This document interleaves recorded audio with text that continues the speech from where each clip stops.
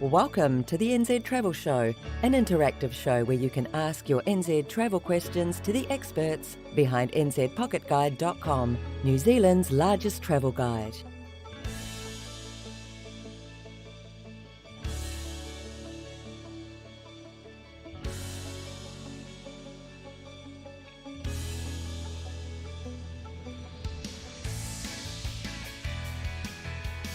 The NZ Travel Show will start in exactly 2 minutes. Just the time for you to hit the like button, ring the notification bell, and subscribe if you have not done so yet. NZPocketGuide.com has over 3,000 articles covering all aspects of travelling in New Zealand, from a working holiday gap year to tips for a perfect family holiday. The site also features dozens of pre-made itineraries that you can use to plan your ideal trip in New Zealand. It's all available for free at nzpocketguide.com, so check it out. The NZ Travel Show is hosted by Robin, the Operations Manager of South Pacific Pocket Guide, the company behind nzpocketguide.com. The New Zealand Travel Show is also hosted by Laura, a journalist and editor-in-chief of South Pacific Pocket Guide and all its publications, including nzpocketguide.com. We're exactly 1 minute away from the NZ Travel Show. Get yourself comfortable and start asking your NZ travel questions in the chat. Robin and Laura will go over them when the show starts.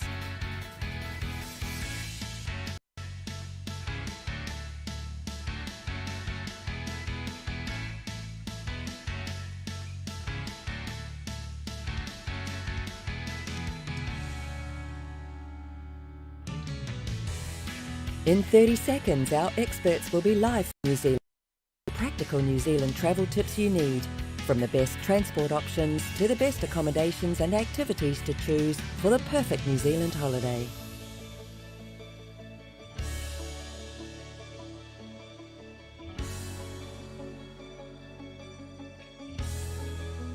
Live from New Zealand, this is the NZ Travel Show with your travel experts.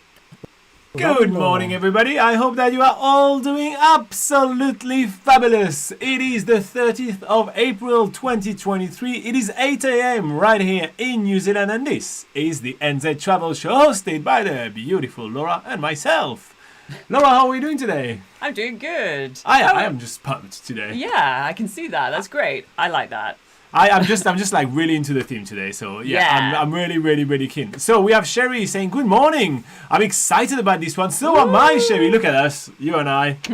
You and I, we get it. And Christina says, Morena all, how is everyone doing? We're doing fabulous. Fantastic. Fabio is also saying Morena. Laura, what does Morena mean? It means good morning in the Maori language. Yeah. So Fabio started us really early with the theme, so just even before we announce this theme, let's go over Fabio's question. Why not? What is the first question he's having? So Fabio says, Morena guys, hope you are all well. Might sneak in today. He's already here, already snuck in. Yeah. I have a question. Can you talk about the Rings of Power filming locations? Where are they? So the Rings of Power, so it's a series, so we didn't include it in this video today, but in short, it was filmed a lot around the Auckland area. So you've got the Hauraki Gulf, which is basically the whole harbour around Auckland. You've got Piha, which we actually will be talking about more, but Piha Beach, Piha area over there, there is a few locations there. And there is also the Coromandel Peninsula, which is about 2 hours drive away from Auckland, which is also a filming location for the Rings of Power. So we've been to all those locations ourselves, just before that was the Rings of Power, so we couldn't kind of like compare them just yet. Maybe worth revisiting later on. What else does Fabio ask? He says, what's your favourite film set? We all know it is Brain Dead, but which other one? Yeah, like Hobbiton, I think. Yeah. But yeah. All right, so another one than that. I do think that Sterling Falls, that is featured in the movie Wolverine, is actually quite epic, because that's, you know, on top of it, they actually just added like a big lair, like a villain's lair, and then he leaves and there's the waterfall. It looks really nice. So I think that would be kind of like my favorite, more like obscure one. But we'll talk about that a little bit later in this video, actually. What would be your favorite, like a little bit more obscure? Yeah, I'm not sure if it's obscure enough, but the film location for Edoras, which is Mount Sunday in the Canterbury region, it's very much like the whole landscape. You see the whole landscape very clearly on the movie, and then when you actually go there and visit it yourself, it's very obvious where the landscape was, and I think like what I'm drawn to when it comes down to film location is really can I really recognize it? Can I really be like, oh yeah, that's where he does the thing, right? And so at that point, I think that makes it much more valuable as a visit, right? Because you can really kind of like picture that one. Christina is pitching in saying her favorite is where Gollum is fishing. That was a neat place. Yeah, so that would be Mangafero Falls in the Ruapehu area. A lot of people get it mixed up with Torfai Falls, which is a really nice short walk near Whakapapa village. And on you Google, can picture it there. On That's Google, fine. somebody put a pin there saying Gollum's pool, and it kind of became a big thing where it's like, that's the way Gollum's fishing and stuff. But that actually isn't the case. It was actually on the other side of the mountain at a place called Mangafero Falls, which is also very easy to visit. You just have to drive up a mountain a little bit, and then it's just off the road. David is here. He's coming in only 3 weeks for New Zealand. In New Zealand. So That's close. really exciting, mate. And Fabio said his favorite is Mordor, which is... That is also in the Ruapehu area, so Tongariro National Park. Indeed. Okay, so Fabio has another question for you, Laura. Can you visit the film location where they shot the scene from The Lord of the Rings, where the ring went into the snow and Boromir grabbed it and gave it back to Frodo? There is a funny story about Sean being involved. Yeah, so if I'm... Is it when Sean Bean hurt himself? I don't know. I don't think Sean Bean found it really funny. Oh, I think the funny story about Sean Bean is possibly the fact that he was so afraid of going in helicopters that he hiked to all the mountain locations, which is quite an undertaking. And apparently he hiked in his full outfit. Full gear, Yeah, so that might be the funny story involving Sean Bean. But in terms of that location, if I am correct, I think it's the one in the Nelson Lakes National Park. So some of the mountains up on the northern half of the South Island. And there actually are still helicopter tours taking people to visit these Lord of the Rings locations from Nelson. So yeah, that is a place we admittedly haven't been ourselves, but it does look really awesome and a really beautiful place to visit. And then Fabio also say, have you visited all the spots from Narnia yourself? Pretty much a lot of them, yeah. Yeah, we've been to Elephant Rocks, which was... Don't spoil it, I'm going to tell you about it soon. But yeah, we've been to a lot of them ourselves. We've been to some. She's spoiling I wouldn't say all of them, but we have been to a fair amount. The most recognizable places, I'd say. All right, Fabio is 10 weeks away from his trip. That's exciting as well. Yeah. All right, so let's announce the theme of the week. Now, we talked about it for a good 5 minutes. Let's get started. All right, everybody, we are very excited because the theme this week is movie locations. So film locations around New Zealand. We're going to be talking about them. We're going to be listing them. It's going to be great. So here is how today is going to work. I'm going to begin and I'm going to talk a bit about more underrated movies that were shot in New Zealand, some of the less famous ones. Then Laura and I will take you to Hobbiton. We're going to look at what a tour in Hobbiton look like, an evening tour in Hobbiton look like. So we're going to kind of narrate that for you a little bit. It's a speed up video, so we'll go quickly over that. Then Laura is going to take over and she's going to be talking about some of the Hobbit locations to visit around New Zealand. And then we're going to wrap it up with some of our favorite Lord of the Rings location, that are available in New Zealand. And because it's the Lord of the Rings, there are dozens of locations. So we'll see how many we can cram in this video. There is a link in the description of this video so you can kind of follow with us a little bit of all those locations. Okay. Fabio is actually confirming that what he was talking about was the scene where Sean Bean basically hiked up the mountain because he hates helicopter. To be fair, helicopter is one of the most unsafe way to kind of travel around. They're not the safest. So not he's rightfully concerned. Yeah. They're not as bad as hot air balloon. Hot air balloon are actually one of the most dangerous way to take in the air. To take flight. Yeah, to take flight, aside from obviously jumping from a cliff. But yeah, hot air balloon are actually notoriously pretty dangerous. But All of which you can do in New Zealand if you are keen to try any of those. Helicopters are in abundance here. Hot air balloons. There's a couple of companies doing that too. Sherry asks, is there going to be any info on the evening banquet as well? Indeed, we will go over that, indeed, and you'll see basically what it looks like. Beverly went, Beverly, one of our Patreon, went to Hobbiton literally yesterday, I think, and she posted on the Patreon group if you guys want to check that out. She got to keep the glass that she used for her drinks. They get it for free because they do a bit of constrictions at the moment in Hobbiton, and they wanted to apologize for the noise. So how lovely! That's a pretty cool souvenir, I have to say. Keeping the cup from the Green Dragon Tavern is a pretty damn good souvenir when traveling in New Zealand, I have to say. I'm pretty jealous. Although they're not exactly light for when you want to travel back to your country. You better have some extra weight available in your luggage. Indeed. Sherry says, I've survived skydiving, hot air ballooning, and a helicopter ride. Wow. May not do it again. Hey, listen, you are truly a survivor. I'm not saying everybody that jump on a hot air balloon is actually dying tomorrow. That's clearly not what I'm saying. But I'm saying, when you look at the stats, it's not as safe as taking an airplane. Yet everybody's stressed about an airplane. I think more people take airplanes, though. That's why more people are stressed about it. Exactly. Tamo's here. He's saying, good late evening, all the way from beautiful Estonia. Sherry says, that's cool. I wonder if I'd get that in October. Hopefully they'll be done with the constructions at this point. Yeah. Maybe you can just take a cup anyway. I heard you were giving these for free. What is Fabio saying? Fabio says, hot air balloon. There was the one who messed up the statistics. Yes. Well, there's so little flight. When there's one accident, the percentage goes much higher. Yeah. Lawrence says, hello, Laura, Robin, and everyone here. Sorry I missed the last few sessions. It's spring and the weather has been nice in northeast US. Oh, please enjoy. The weather has been terrible here in New Zealand, and we're about to have enjoy it for all of us. One of the most rainy week ever. So, yeah, here you go. Okay. So, what about we work together through some of the great movies? So, let me just load some of my notes. Okay, so let's begin with some of the least known movies that were shot in New Zealand and some of the locations where you'll be able to dive in the scenery and take in the movie yourself.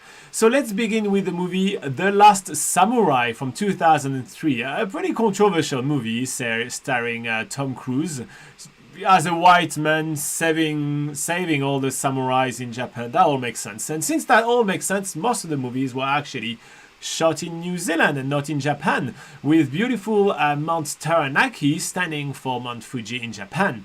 So if you head to the Uruti Valley, you'll be able to see where basically they plotted a Japanese village right here with the background of the mountain. If you head to Pukekura Park, which is in beautiful New Plymouth, you'll be able to take in the Imperial Palace and also where the army is actually doing a parade in one of the scenes. Speaking of some of the most striking scenes, if you want to see where the horse and big battle scene was shot, it is in Lake Mahoe, sorry about that, which is also in the Taranaki region. And wrapping up all those locations, especially in the Taranaki region, we have Port Taranaki itself, which is kind of an industrial port, but right on the foreshore they did build a small Japanese fishing village. So that is kind of it for the movie The Last Samurai.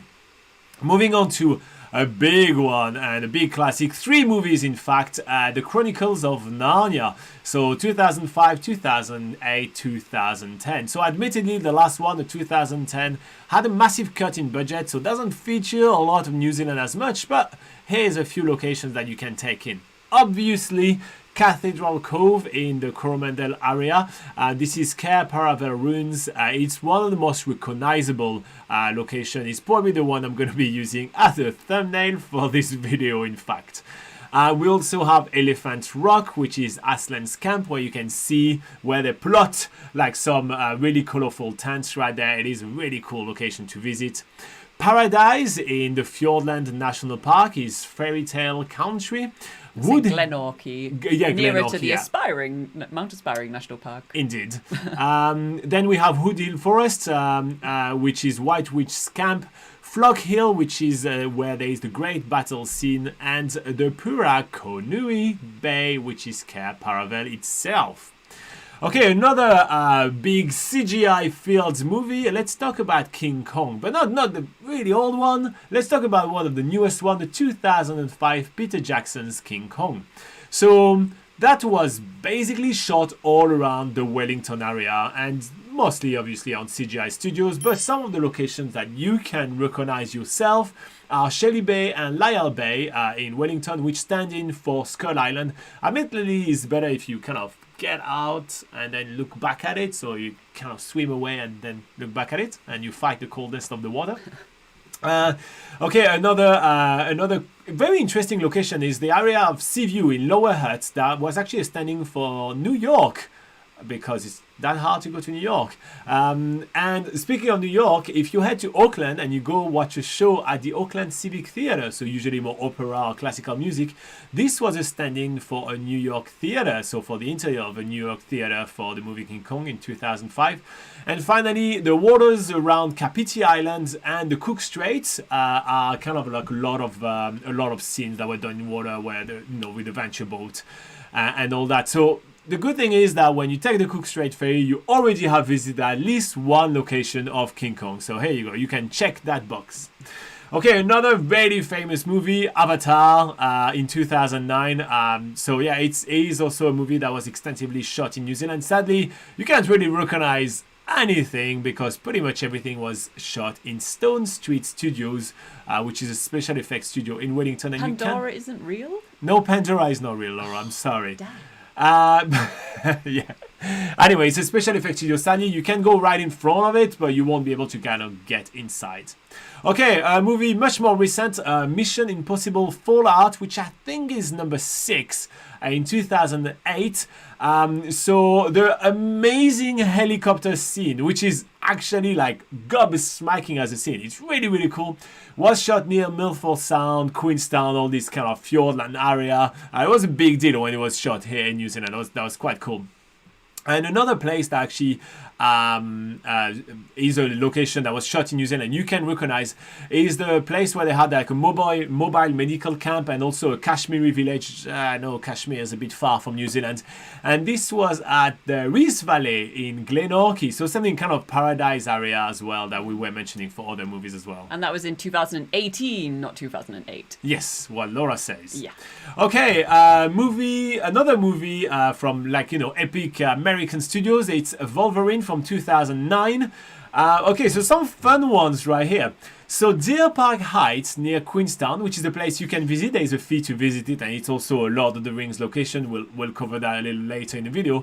Well, that place was actually standing for the Canadian Rockies. So where Hugh Jackman is actually a lumberjack, well, it's actually a Canadian lumberjack is actually doing that in New Zealand. That all makes sense. Movie magic.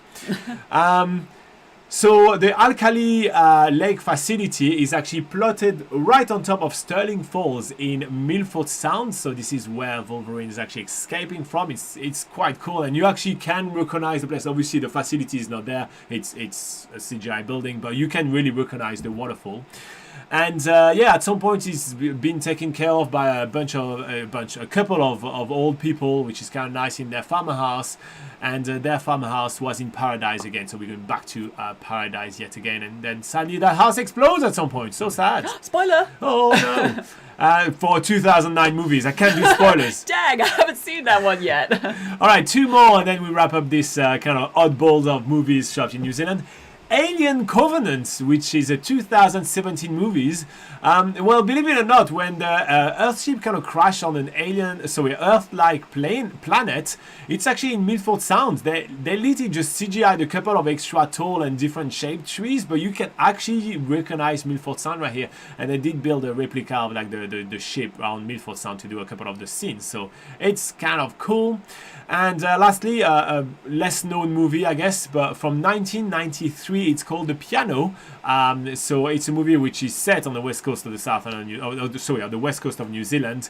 So it's only fitting that it's shot in New Zealand, obviously. So the main one, the beach where Ada's beloved piano is abandoned for the first time there initially. So it's Kare Kare Beach in Piha, which we were talking about it for the Rings of Power before. A lot of the forest and bush kind of scenes were shot in Matakana, in Wagga, Warkworth and also in Awakino in Taranaki. And all the underwater scenes of the movie were shot in the Bay of Islands. Wow. A lot of places shot in Milford Sound. So, Yeah. I mean, that's a place that most people end up going to on the South Island. So, yeah, little do people know that they're actually in a movie set.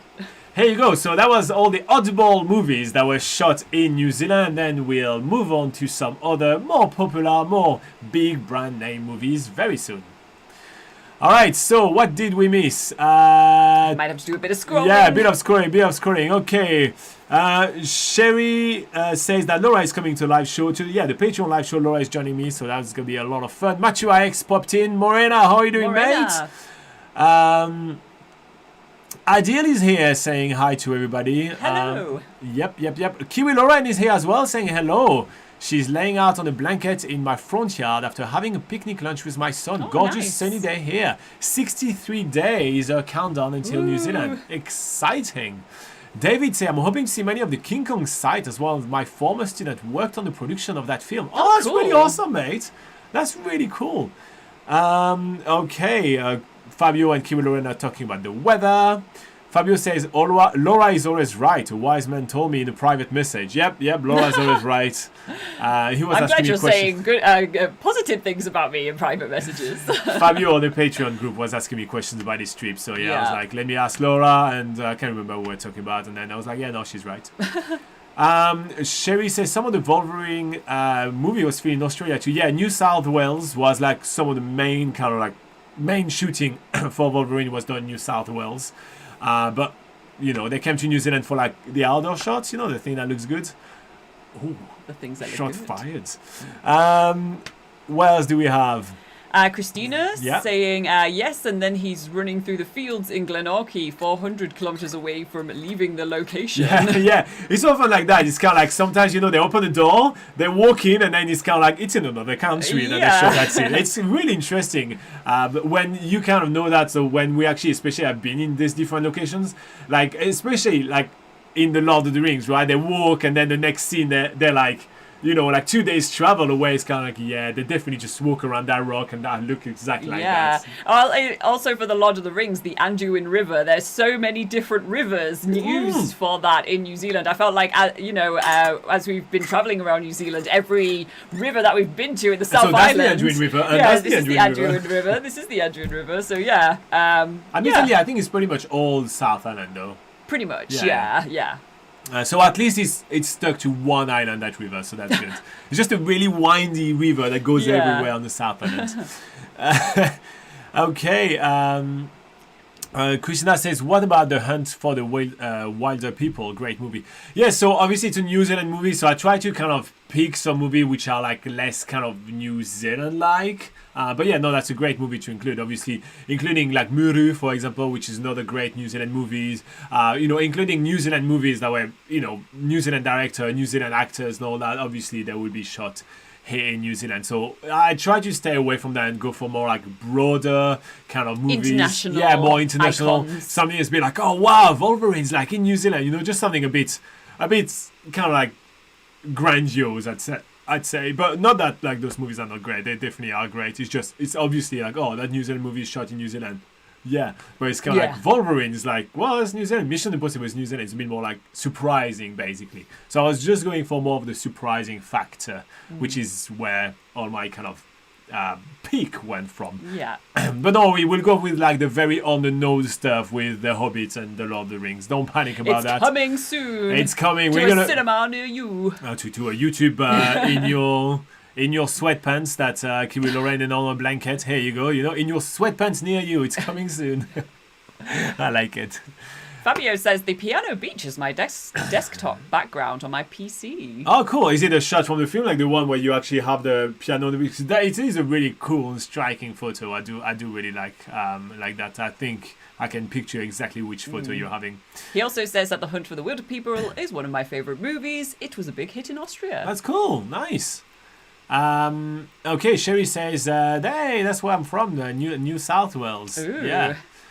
Okay, Adil says 2 shows ago, the best hike and walks on the South Island was discussed. You still have the list, please. Tell us which one of those trails are. Yeah, so you can watch it again. So I leave all the live shows as replay, so you're more than welcome to watch it again. Also, if you go on that video, you'll be able to click on the link, and actually I list 50 of them in the link, so make it easier for you. And I will also republish that as a more of an edited kind of version, and it's probably coming in about a month. I'm a bit behind on those edits, so yeah, it's coming. And so plenty of ways for you to see it. Yeah, if you go onto what's linked in that video for the 50 best walks in the South Island, we do link to each of the dock pages, so the Department of Conservation pages, and there it tells you whether that walk is wheelchair accessible or not. They have a little icon on each of their pages, so that way you'll be able to see, okay, whether I can do that in a wheelchair or not. Yeah. What I'll do is I'll give you something slightly different. I'll give you a link, Adil, in the live chat right now, and it's the best short walks on the South Island, because I do know that you tend to prefer short walks from all of the discussion that we had. So here's a list of 20 short walks on the South Island, which are actually really grand and really awesome. So cool. Yeah. Very helpful, Robin. Fabio says the background is one of my own. Okay, yeah, cool. So that's the same beach where you took the photo. Okay, so then I can't picture it myself. So there is a woman running in the background. And it's not the one Windows provide. Yeah, no, the one I can picture is the one from the movies. So there is actually some really cool shots. You know, when you film movies, a lot of time you take promotional photos. So, you know, you can give it to medias when they talk about the movies and all that. And so there is some pretty cool ones there.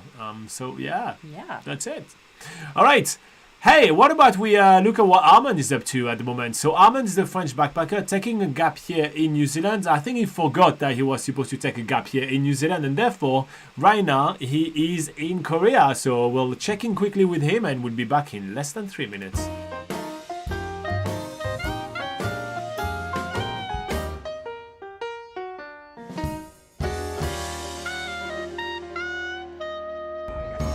Kia ora YouTube, this is Arman providing you with an update on the 29th week of my working holiday in New Zealand.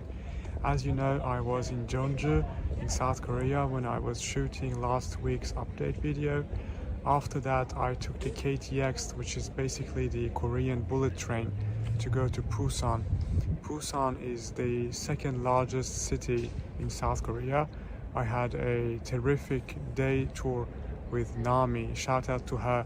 She showed us, among others, a Buddhist temple, and we went to the cultural village, and also to the observatory and lighthouse. I also had my photos taken by a professional photographer in some creative ways. Then after Busan, I took the KTX again and went to Yeongju. Yeongju is called the Golden City. It is the capital of the Shilla dynasty, which was the longest reigning dynasty in the history of Korea. So I also had a very interesting guided visit of the artifacts and shrines and excavations of tombs, and very interesting insight into the history of Korea. Then I went back to Seoul for just one night. After that, I took a flight to Japan, to Tokyo, and there I had a day tour which involved taking the subway and walking quite a lot around the most interesting neighborhoods of Tokyo. Namely, we went to Akihabara, which is basically the anime, manga and video game neighborhood in Tokyo. We also went to Asakusa, which is the historical neighborhood. It has the oldest temple, I believe, in Tokyo. And finally, we went to Shinjuku, which is kind of the nightlife neighborhood with all the neon lights. It's very colorful. Tokyo is a massive city, and one thing that is quite striking is how crowded the subway is, especially at peak commute hours. Guys, I have never seen anything like this. Like, it's borderline impossible sometimes to even get in the train. Yeah, it's quite overwhelming at times. But it's a very colorful city with many unique features that I haven't seen anywhere else. Like, they have these capsule shops and they are basically a vending machine for anything conceivable. Like they are everywhere. I've seen vending machines left and right. One thing I must say is that I feel like I have always gotten my money's worth out of every activity I've paid for. I have been treated with nothing but respect and kindness in Asia, and this was also true, to be fair, in New Zealand. So far this whole working holiday, I haven't had really a disappointment in any undertaking, activity or experience. Yeah, everything has been terrific. I'm really grateful for the people of South Korea and Japan. They have welcomed me with open arms since the beginning. Thank you very much, guys. You're absolutely fabulous, wonderful people. I think that's pretty much it for this week, folks. I will keep you guys updated on the rest of my trip in Japan. Until next week, cheers.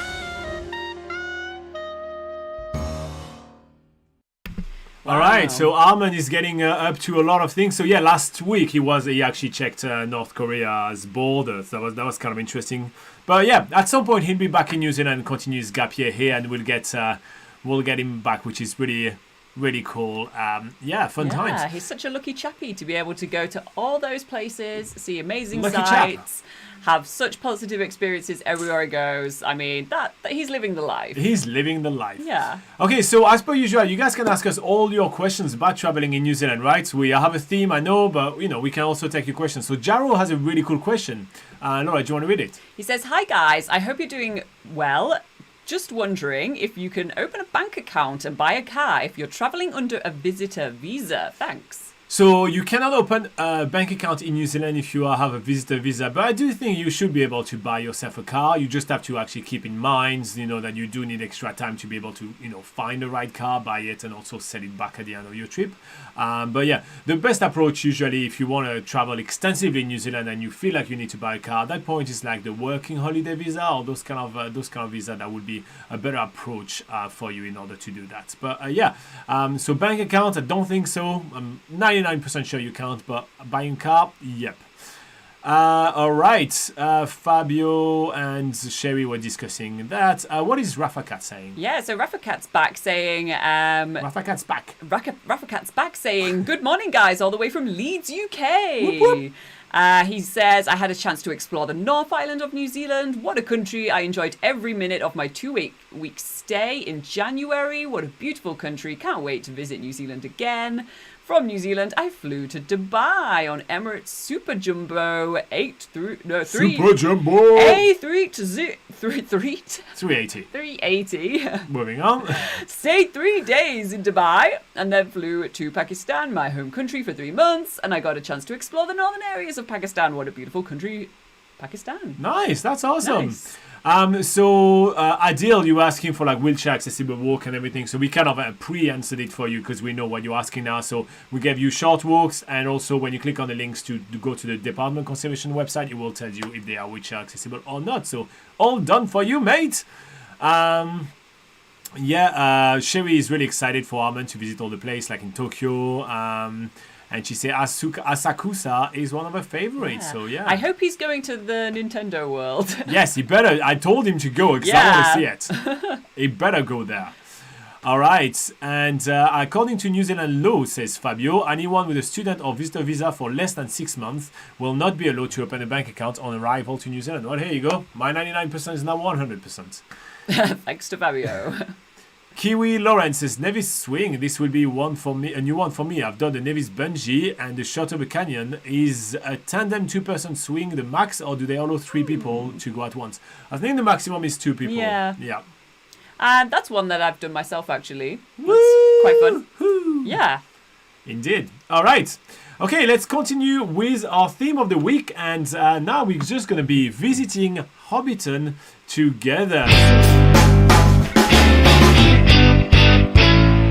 Video snippets, yay!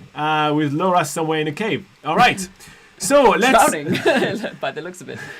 All right. So let's nip this one in the bud. One of the most popular movie locations in New Zealand is Hobbiton. So what about we check it out together and we show you what a night tour in Hobbiton looks like. Okay. No, we're not singing the song. There's going to be a copyright strike. Okay, so we just sped up that video a little bit, so we get to show you a little bit what tour in Hobbiton looks like.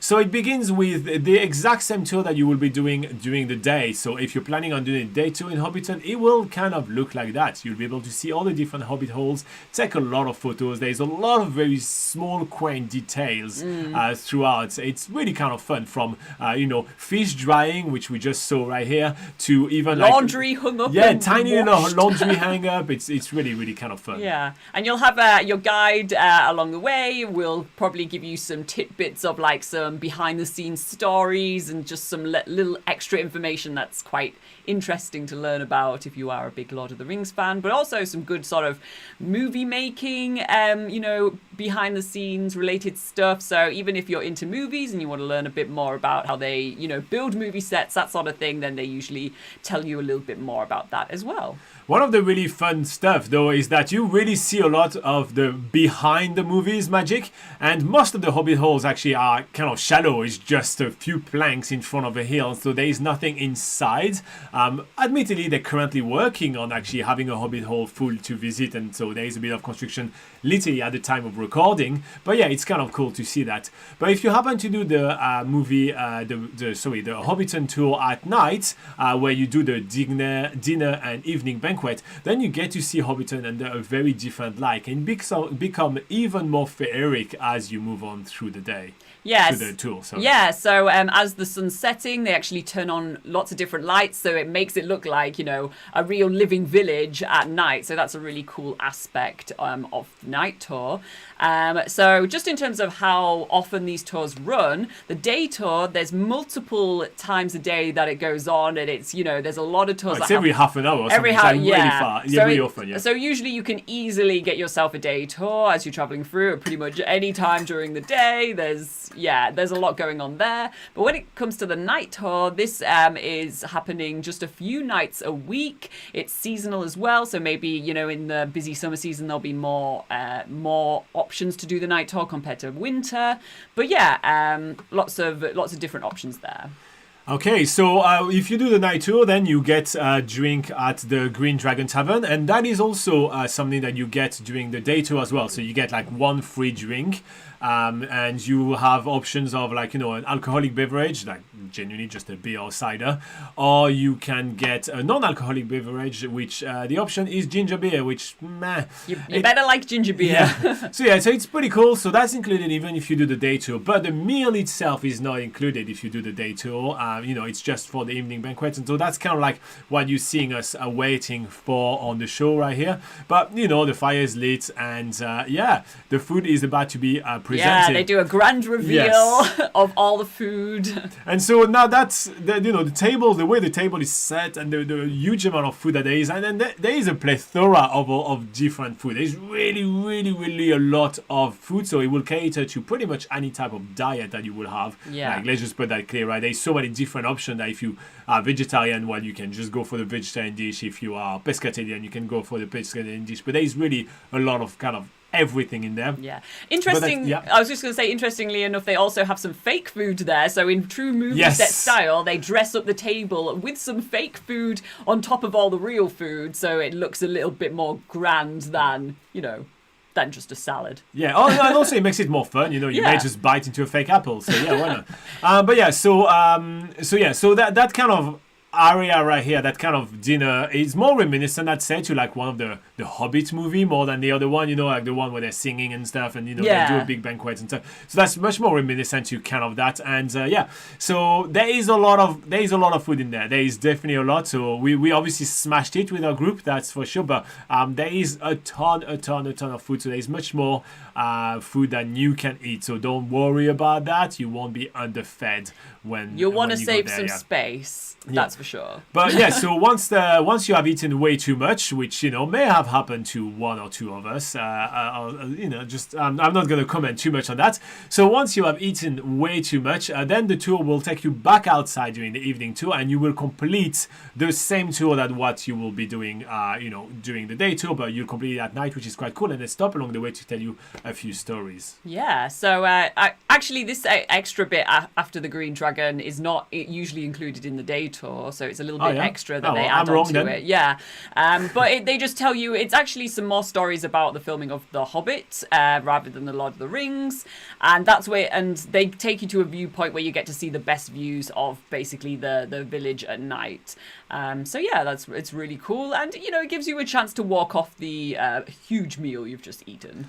Exactly. All right. So yeah. Well, then you know when you are walking back, basically the tour guide is going to tell you some stories and stuff, and the ambience is really cool because you are all given a little bit of a lantern, and you know they make you place them on the floor in like circles, and then after you kind of like making your way through Hobbiton in a bit of a circle. So it is kind of fun. Yeah. All right. So that was basically what a tour in Hobbiton at night, and also you know some portions during the day looks like. So I hope that you did find that interesting. Sorry. We will keep talking about the Lord of the Rings and the Hobbits in the next segment. Yeah. Okay, so people were talking about stuff. So Fabio was asking, what's the alcohol level allowance in New Zealand? Can you talk about that? I think you can have one portion. I'm not 100% sure. I'm going to Google it right now for you.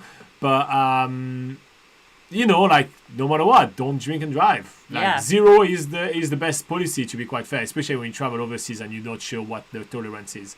What is Tamo saying? Tamo says, all that delicious food there in large portions, lifetime memories. I've never eaten so much in one evening before. Yeah, that's for sure. I think you could really go crazy with the amount of food that they give. And not only that, but then they serve you dessert, which is multiple desserts to try. The one that I remember the most is pavlova. Pavlova is it's a New Zealand dessert, you know, created in New Zealand. So they're really proud of that, and there is Hobbiton is actually a really good place to try it.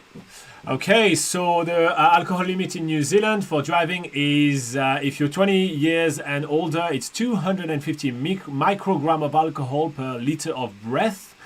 So that is the equivalent, according to breathalyzers.co.nz, that's the equivalent of under one standard drink. So just under one standard drink. So yeah, basically, do not drink and drive in New Zealand. Let's make that very clear.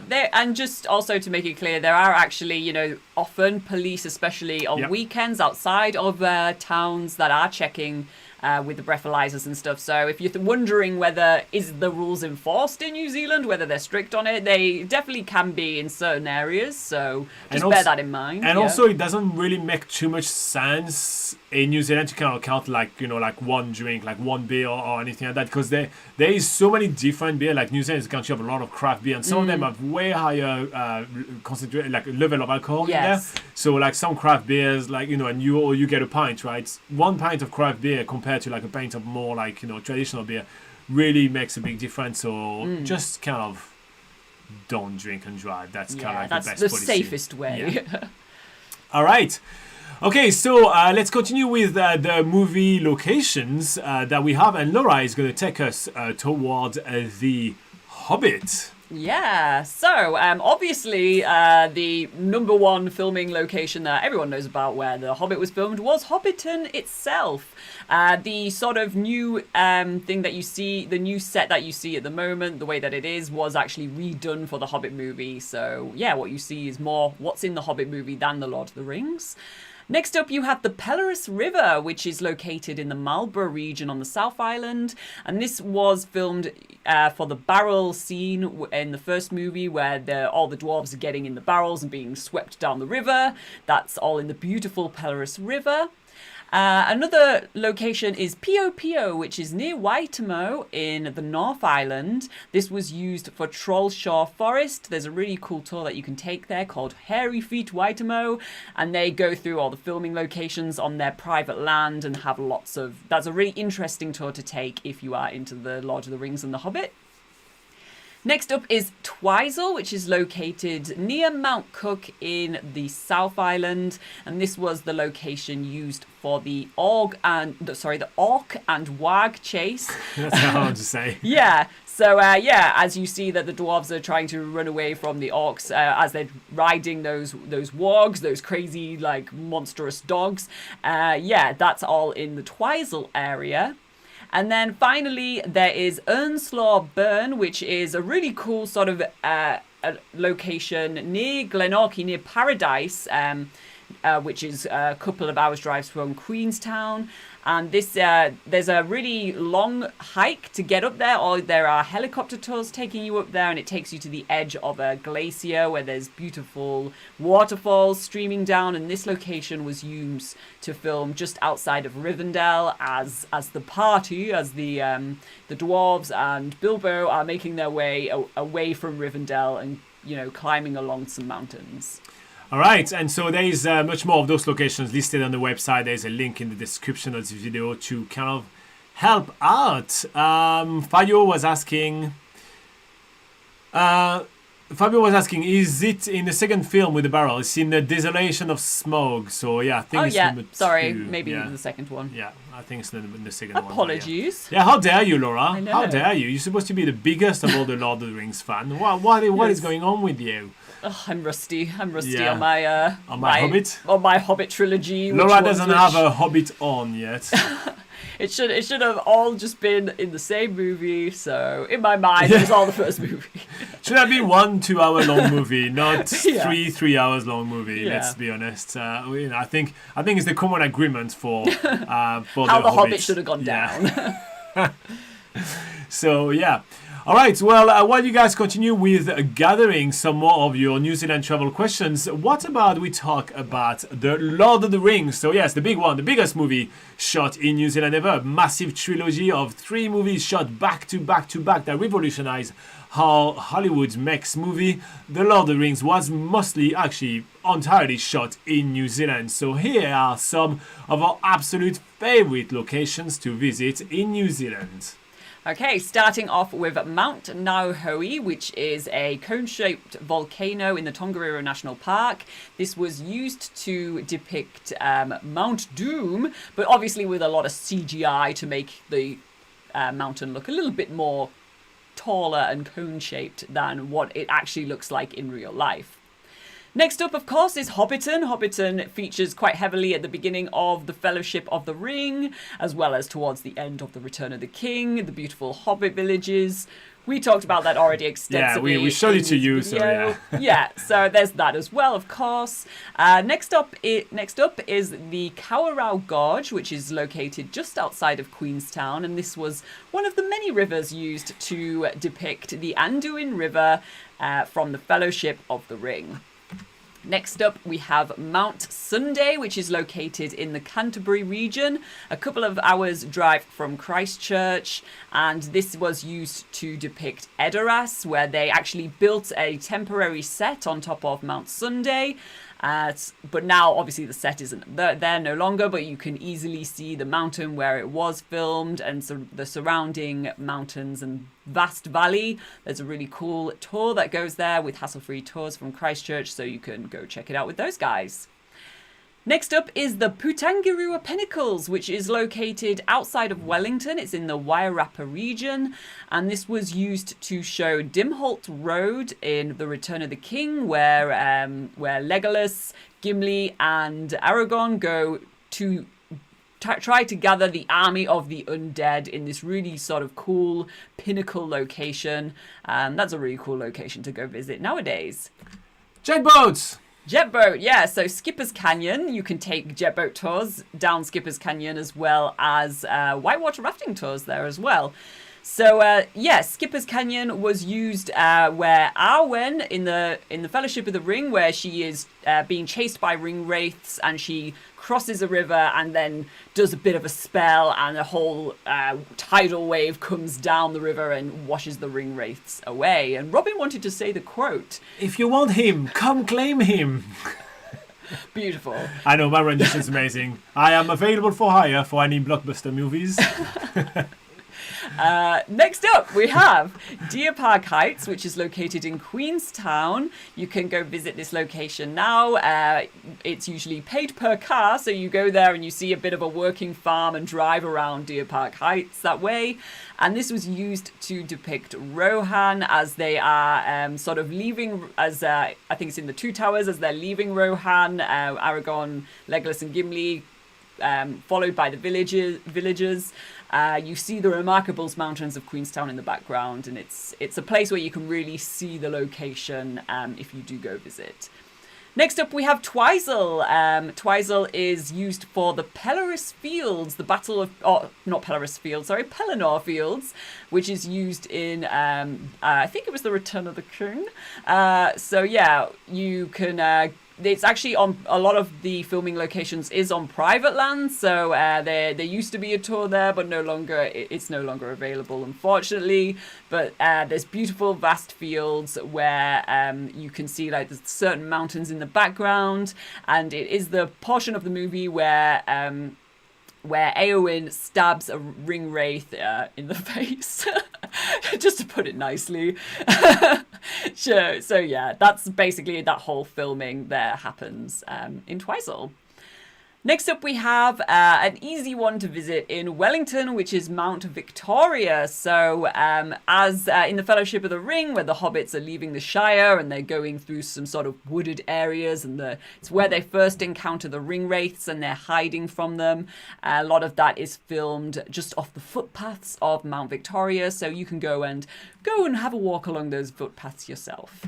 Okay, and number 10, last one. Next, last up we have the Weta Cave and Workshop. So this is also in Wellington. And although it's not a sort of filming location per se, it's a place where you can go and check out the props that were used in The Lord of the Rings. You can learn more about the special effects and visuals, because the Weta Cave and Workshop, they worked on all that for those movies. So it's really a must-do, a must-go place if you are into those movies and you want to learn more about them. That it shows a really different side to the movies rather than just seeing, the scenery and the filming locations.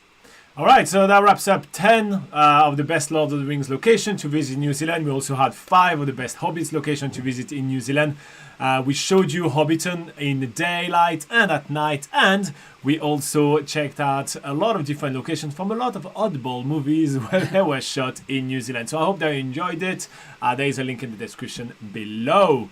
Okay. So, what do we have? Sherry says she can't wait to see the pinnacles. Yeah, that's a cool place to visit. Tamo has good experience with the pinnacles over there. Fabio says, Laura, can you do the quotes in Elvish instead? Oh gosh, my Elvish is a bit rusty. Blah, blah, blah, blah, blah, blah. I mean, I could write it for you and... No, she couldn't. No, I'm lying. Sherry's want to know, can you go with a car high, like a high car to Deer Park Heights? I have not heard otherwise. No, you absolutely can. Yes. Yeah, you absolutely can. It's basically you go up to the way that you pay for it is you pay online and then you get a booking number that you go to the gate, and then you just either say or type in your booking number, and then you go in and then you just drive around at a slow pace around Deer Park Heights. So yeah, you can go in any vehicle as far as we know. I mean, I don't think there's any hire companies that have a policy against it. I mean, there are some places in New Zealand where car hires don't allow you to go there, like the Shotover Road. Yep. The Skipper's Canyon Road and 90 Mile Beach. Yeah. All right. So Adil is asking, what's the theme for next week, Laura? Oh, I think that's your... I don't know either. Yeah. Don't ask me. I'm not in charge of YouTube. Yeah, I haven't scheduled that at all, so I do not know yet, Adil. We'll decide today at some point. If you have suggestions, go nuts. We'll see what comes up. I have a list of stuff that was suggested by our Patreon. So this theme right here was suggested by our lovely patrons. I think that was Christina's suggestion, if I'm correct. So yeah, that was quite cool. We actually had a blast kind of preparing for this one and doing that. So I really did enjoy it, especially the oddball kind of movie. That's kind of more my kind of style. Laura is obviously really into the Lord of the Rings, but I'm more I can't believe that big American blockbuster movie was shot in New Zealand. Or I know it's so weird because it's already such a controversial movie, right? But The Last Samurai, right? The fact that they decided to shoot it in New Zealand, I just find it so funny. So I was you could see the glee on my face, I'm pretty sure. I cannot wait to watch the replay of this video. But you can see the glee on my face talking about it. Just so happy about it. So yeah, it's kind of the thing that I really enjoy. What is Fabio saying? Fabio You knew I was has, about to say that. You knew it. Fabio has very Yeah. kindly put Yeah. in Elvish. So it's written right here for you Yeah. guys. You can follow with Laura. It's about right here. So I think Right, I so think go for it. that's the that's like the spell that she says that washes down the down the river. All right. Yeah. What does it And- sound like, Laura? Yeah, no, you can keep stalling if you want, but what No, does it sound like? I'm not gonna say it. I remember actually, like in the movie, I do recognize where she goes like Nino, Oh, she already started. Nino, but then the rest is just like Yeah. So what does it sound like? chit ha glue. I mean, Yeah. And then catch a Uber. Lasto Beth de Rimo Nien Bruin da Ule. I mean, it's a made up language, so I feel like I'm not really insulting anyone. Yeah. It's like French. It's a made-up language, so you know. It's okay. Yeah, so I feel like I'm not really insulting anyone. I think Tolkien, I mean, No, he's he's not turning in his grave, is Yeah, he? well, you know, can come back as a ghost, and you can hire him for doing your bidding. Okay. Fabio says you can insult the elves. Yes, all the elves. That's true. In New Zealand, elves are real. That's That's the thing we forgot to mention. Yeah, As well as the filming locations, all the characters are real too, and they live in New yes, Zealand. in New Zealand. Yes. So when you walk around, you will see hobbits. You have to fend off Balrog every single time you need to cross a bridge. It gets tedious. It gets very, very tedious. You know, you lose a wizard every time. So you know we have a big shortage of wizards right here. We have a shortage of grey wizards in New Zealand at the moment. Yeah, so, I mean that's why they're on the skill shortage list. If you are, if you want to be great in New Zealand, you're a grey wizard. You can get in. So yeah. So no, all the characters are obviously real in New Zealand. You know, so is Pandora, as Laura learned today. Only if the bridge is narrow, adds Fabio. That's true. and there is a lot of narrow bridges. We have a in lot New of Zealand. one-way bridges in New Zealand, especially on the west coast to the south end of New Zealand, and that's why there is a lot of, you know, most of the rivers that you cross are actually full of like massive grey stones, because that's what the grey wizards become when they're full of bridges. They become big lumps of clay, stonish stuff. So yeah, hey. Sometimes they come back as white wizards, but not always. Yeah. No, not all of them. It's only a very small ratio of them, because we basically, as a test, you know, if you're going to become from a grey wizard to a white wizard, we put you in a hot air balloon, and if you survive, then you are becoming a white Wow, wizard. it's So, all yeah. linked. It's All connected. Everything yeah. we talked about today, guys, everything right here is fully connected. So yeah, every movie is connected as well. If you didn't know, Tom Cruise is actually part of the Lord of the Rings. And Wolverine is also a major character in The Hobbit. Yeah. And, you know, Tom Cruise in Mission Impossible is also a samurai from The Last Samurai. It all makes total sense. So, yeah. Yeah. Actually, in fact, there's so many movies are made in New Zealand. So many people spend time in New Zealand that there is actually quite a few amount of Hollywood people that are actually getting places here in New Zealand. Like Joseph Gordon-Levitt famously is trying to get himself a place in Wellington. James Cameron has a massive estate on the south end of New Zealand. So yeah, like we're pretty into our movies here in New Zealand and our movie stars. So yeah. It's kind of, You listed a whole two. what? Peter Jackson has like an estate here. He's from New Zealand. I know, but he hasn't. He lives in California. Okay, he spent most of his life living in California, but he actually has a whole museum. Actually, in fact, Peter Jackson has a museum here in New Zealand, where he actually collects World War One planes, and he actually put them into like really cool display in Omaka, right? Yes, near Blenheim, in the top of the South Island. There you go. What is Tamo saying? Tamo says many of the one-lane bridges were so narrow that they probably were built when men were riding horses, not cars. Hey, you know what? I may agree with you. Having travelled extensively in New Zealand with a massive big RV camper van, I don't enjoy a lot of those very tiny, narrow bridges in New Zealand. Yeah. So, Adil says, are any of the tours that were discussed today wheelchair accessible? Well, so the issue with a lot of those tours that we mentioned is that they actually are physical locations. So we focused a lot on physical locations around. So, you know, touring the Weta Studios, I'm pretty sure this will be wheelchair accessible. But a lot of the locations that require 2, 3, 4 hours hiking at that point, that's kind of like, sadly, just don't make them really available. So very much these listicles of things that we were talking about today, is definitely not the most wheelchair accessible. So I'd say like the vast majority of them will not be wheelchair accessible. And we were talking about beaches, which they come like, for example, if we talk about Cathedral Cove, right?